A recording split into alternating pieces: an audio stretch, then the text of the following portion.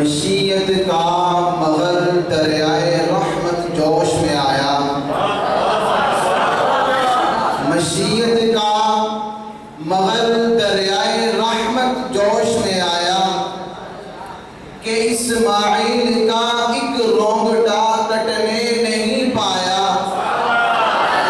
ہوئے جبریل نازل اور تھاما ہاتھ حضرت کا، ہوئے جبریل نازل اور تھاما ہاتھ حضرت کا، کہا بس امتحان مقصود تھا اثار و جرت کا۔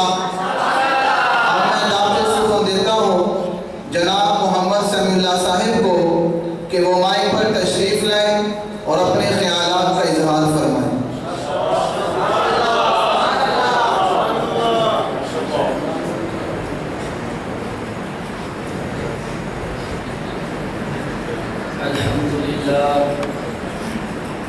الحمدللہ الذی شرفنا علی سائر الامم، اما بعد اعوذ باللہ من الشیطان الرجیم، بسم اللہ الرحمن الرحیم، لن ینال اللہ لحومها ولا دماؤها ولكن يناله التقوى منكم، صدق اللہ العظیم۔ یہ تیرا فضل ہے بے شک کہ اب تک زندہ ہوں یا رب، تیرا فضل ہے بے شک کہ اب تک زندہ ہوں یا رب، گزشتہ زندگانی پر بہت شرمندہ ہوں یا رب، تیرے لطف و کرم نے آج میری رہنمائی کی، تیرے لطف و کرم نے آج میری رہنمائی کی، میری پستی میں اٹھ کر بام ہستی تک رسائی کی۔ سامعین محترم، میرے مکرم زیبکار علماء کرام اور میرے ہم مکتب ہم مشن ہم سفر ساتھیوں، میں آج آپ حضرات کے سامنے قربانی کی فضیلت کے بارے میں چند معروضات پیش کرنا چاہتا ہوں۔ سامعین محترم، ماہ ذی الحجہ کے شروع کے 10 دن اسلام میں خاص دن ہیں۔ حدیث مبارکہ میں ان 10 دنوں کی سب سے زیادہ فضیلت بتائی گئی ہے۔ ان ایام میں عبادات اور ذکر و تلاوت کے خصوصی فضائل ہیں۔ بقرہ عید کا دن خوشی و مسرت کا دن ہے۔ اس دن قربانی کرنے کا حکم ہے۔ قربانی کے معنی اللہ تعالیٰ کا قرب حاصل کرنے کی چیز ہے۔ لفظ قربانی قربان سے نکلا ہے اور لفظ قربان قرب سے نکلا ہے۔ قربان کے معنی یہ ہے کہ وہ چیز جس سے اللہ تعالیٰ کا قرب حاصل کیا جائے۔ قربانی کے سارے عمل میں ہمیں یہ سکھایا جاتا ہے کہ ہمارے حکم کی اتباع کا نام دین ہے، اور شرعی معنی کے اعتبار سے مقصود چھپائے حلال جانوروں کو ثواب کی نیت سے 10، 11، 12 ذی الحجہ کے دنوں میں ذبح کرنا قربانی کہلاتا ہے، جبکہ بندے کی نیت اللہ تعالیٰ کا قرب حاصل کرنے کی ہو، گوشت خوری کی نیت سے اس کو ذبح نہ کرے۔ سامعین محترم، زمانہ جاہلیت میں بھی اس کو عبادت سمجھا جاتا تھا، مگر لوگ بتوں کے نام پر قربانی کرتے تھے۔ اسی طرح آج بھی قربانی دوسرے مذاہب میں ایک مذہبی رسم کے طور پر ادا کی جاتی ہے۔ مشرکین اور عیسائی بتوں کے نام پر یا مسیح کے نام پر قربانی کرتے ہیں۔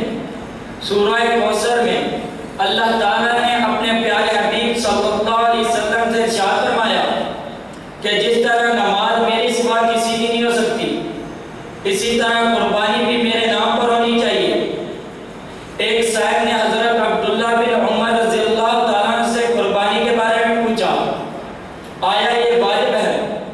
تو آپ رضی اللہ تعالیٰ نے اسے جواب دیا کہ رسول اللہ صلی اللہ علیہ وسلم اور مسلمانوں نے قربانی کی۔ اس شخص نے اپنا سوال پھر دہرایا تو آپ رضی اللہ تعالیٰ نے اسے جواب دیا، کیا تم اس بات اس کا مطلب یہ ہے کہ رسول اللہ صلی اللہ علیہ وسلم اور مسلمانوں نے ہمیشہ قربانی کی۔